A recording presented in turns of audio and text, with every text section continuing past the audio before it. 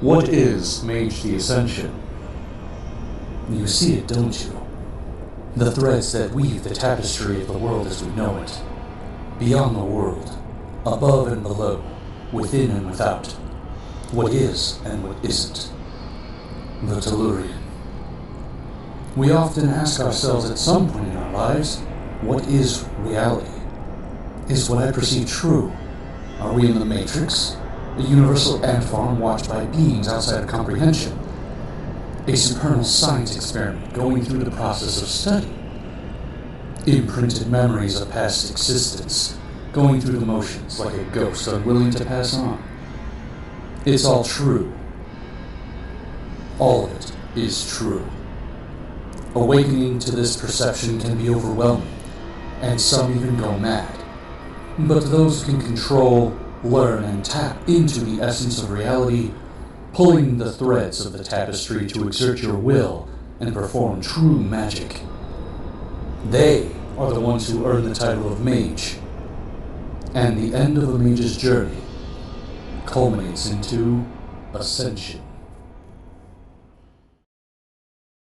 Greetings, denizens of the night, and welcome to Fangs After Dark. It's been a while since I've put out a video talking about anything in the world of darkness, and tonight I will actually be putting out something interesting, not vampire related. No, Fangs After Dark for tonight will be, Wands After Dark? Fireballs After Dark? Magic After Dark? Either way, I'll be talking about Mage The Ascension, one of my other favorite game lines from the world of darkness. So, what is a mage in this world of darkness of ours? Well, some might say that a mage is just somebody who casts magic, but what does that mean in the world of darkness? What is magic in the world of darkness? Well, it's not the same as you might think it would be in your typical high fantasy genres.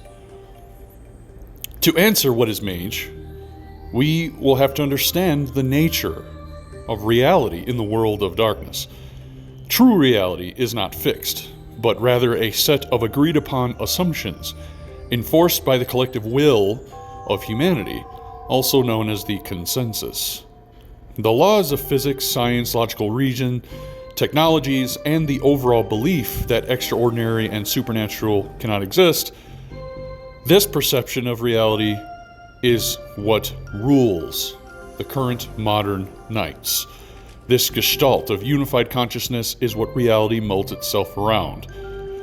Mages are those people who recognize that reality is not static, and realize that through the application of their own will, usually channeled through rituals or other similar mystical or scientific practices, reality can be changed, it can be molded, it can be moved around. This manifesting of will is what is known as true magic, something only mages can perform. You might be wondering how a mage even comes to be in the world of darkness. Vampires are embraced into the night. Werewolves are born, genetically having the predisposition to become a warrior of Gaia. Wraiths are created amongst death, changelings are stolen and given the essence of true fae. But what about mages? What makes them different? How does Joe Blow from nowhere, Idaho become one of these will-working enlightened mages? Well, every human in existence has potential to become a mage. In the world of darkness, every human being has a single spark of potential. Most people do not know they have this. They do not care, they do not want to get to know it, because they don't even know it exists within themselves. They just want to get on with their own lives. Some people, though, figure out what that spark is.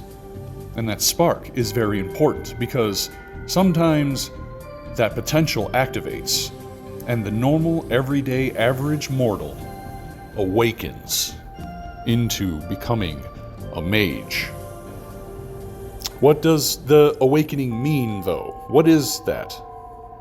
Well, it can mean a lot of things.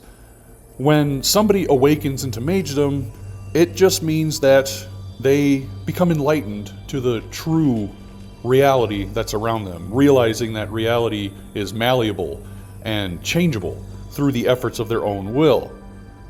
It might mean magical enlightenment, finding the perfect blotter acid, or a realization of a theory that had been bothering them for years. It could be a traumatic event, somebody in danger that you need to save, or maybe just yourself. In short, that person comes to a realization in one way or another, and your belief shapes the world around you, literally. And what happens when you force yourself to change your belief? Well, the world changes. But what is the nature of that spark? The spark that exists within every human, normal person, or sleeper, as mages like to call those that are unawakened, is something known as an avatar.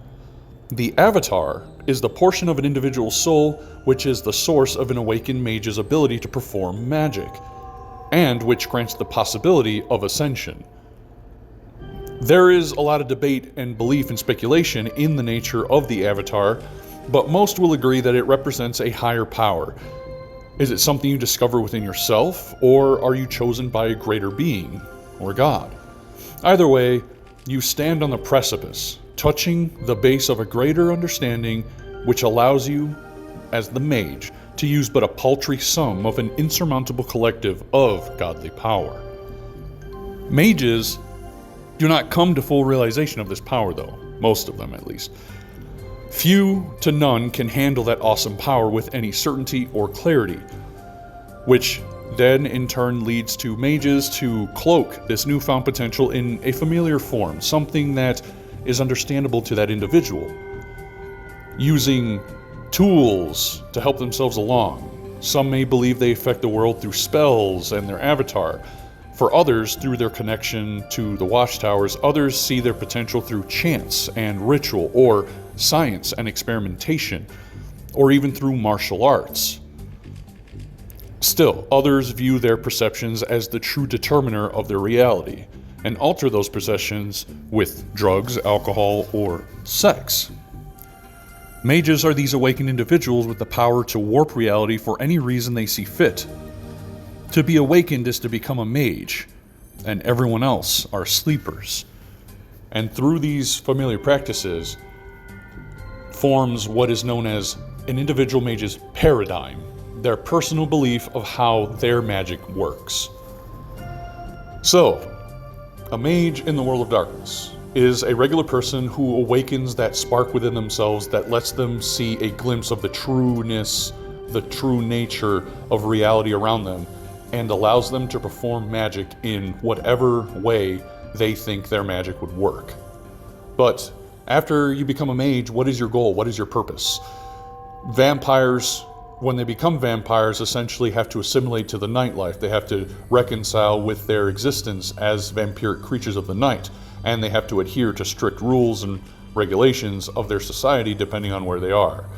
Werewolves, well, they're born to fight for a specific cause, whether it's a losing cause or not. What do mages do? Well, mages are regular people that can do magic. So they, for the most part, have goals that are the same as every normal person that's out there.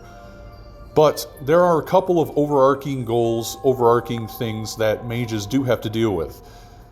And one of those goals is Ascension, which is the namesake of this game. Ascension itself is when the mage transcends their mortal coil, essentially, to find a level of true understanding, to find a level of existence beyond existence, or to become one with God, you could say, to become one with the universe. No mage really knows what Ascension actually means. For any mage that truly has reached that level, has never returned to give any piece of wisdom to that. Ascension is extremely personal for a mage. Their avatars are what guide them down the path towards ascension through these vision quests, you could say, called seekings, where they learn truths about themselves and become more powerful in that magic. Every mage, whether they try to or not, subconsciously is trying to reach ascension. At least most every mage. There are mages out there that try to do the opposite, but we'll get to that some other time. But amongst this highly cerebral journey of the individual for ascension, we have to remember that mages are human and are kept in the trappings of the human condition, and therefore conflicts are always present. Cultural, philosophical, social, political, racial, etc., etc. All these still plague mage kind, as mage society is as diverse as normal human societies. And we'll get into the facets of mage society in the future.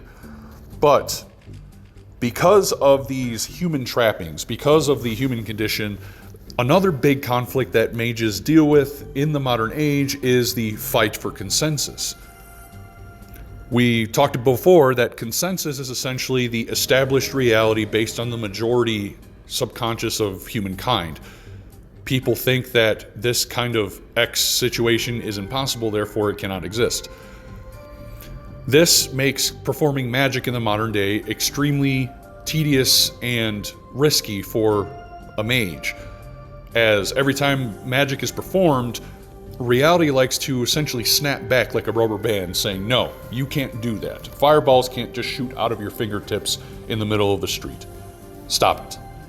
And this could cause a myriad of different bad side effects for mages, including their hair being perpetually on fire, to just straight up being erased from reality.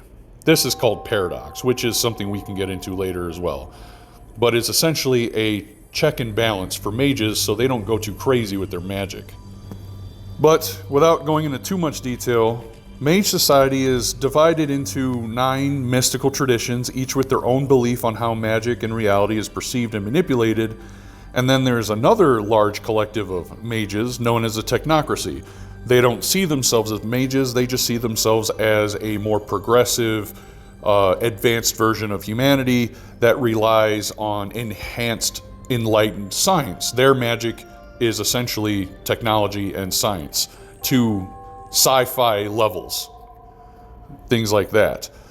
And in this, they have essentially guided humanity into believing that science and secularism is the way that the world works. And because of that, the technocracy has kind of dominated the consensus in the modern knights, which has caused the 9 mystical traditions to have a harder time creating and doing magic. And in turn, because of the difficulty of pursuing magic in the modern age, it has made the journey to ascension that much more difficult for any mage to achieve. The technocracy, because of their more grounded belief in how magic works, because they don't even see it as magic, they are unable to actually reach ascension. But the 9 traditions can, and it's a lot harder to do because of the technocracy. This has been a source of conflict between the traditions and the technocracy for centuries, making them bitter enemies, as their collective paradigms completely counter each other. And as such, many modern mages find themselves clashing with technocrats for their right to pursue magic in the way they feel is right, while the technocracy sees these traditions as reality deviants that threaten the status quo, and so they must be stopped. While there are a great many varied mindsets and people on both sides, the technocracy used to be painted as this really big evil conglomeration, as essentially the antagonists for mages, but in recent times they have become more of just another side of the same coin, where they are essentially trying to do what they think is right, just in a different way, and it clashes with other people, other groups. Neither of these groups are truly just or evil, but it hasn't stopped the bodies from piling up in the name of consensus. So, in short, the 2 main conflicts are the path to ascension, which is a deeply personal goal, and then the fight for consensus, which is a more largely broad goal that is socio-politically grounded, I guess you could say. But it always is important to remember that at the end of the day, a mage is just a person. They still walk within the human condition, and because of that, very human conflicts and goals are also still really relevant to the individual mage, depending on the scope of your game. You know, a mage is still wanting to get that promotion at work, build up the courage to ask that bombshell out they met at the theater, try to reconcile with a family member they've been estranged from for quite a few years. Humans are still humans, even if they can sling fireballs from their fingertips or turn themselves into a dragon. A blend of the mundane and the fantastical, horror and wonder. I hope you enjoyed my explanation of Mage the Ascension and what it means to be a mage for the most part. I'll be coming out with more mage-related videos detailing the different traditions, the technocracy, going into more depth on the magic of the world itself and how it works, because it's really interesting. Mage the Ascension is, I guess you could say, a very cerebral type of game. It requires a lot of brain power in creativity because it's so open-ended for the players to do whatever they want depending on the types of magic they want to use, and it can really intimidate people. But hopefully the videos I put out will kind of give you a better picture of how the game is, what it has to offer, and that you can have fun with it in any way you want, really. So stay tuned for that, and I'll be back with another video real soon, hopefully. And remember, nothing good ever happens when you cast Fireball in a shopping mall.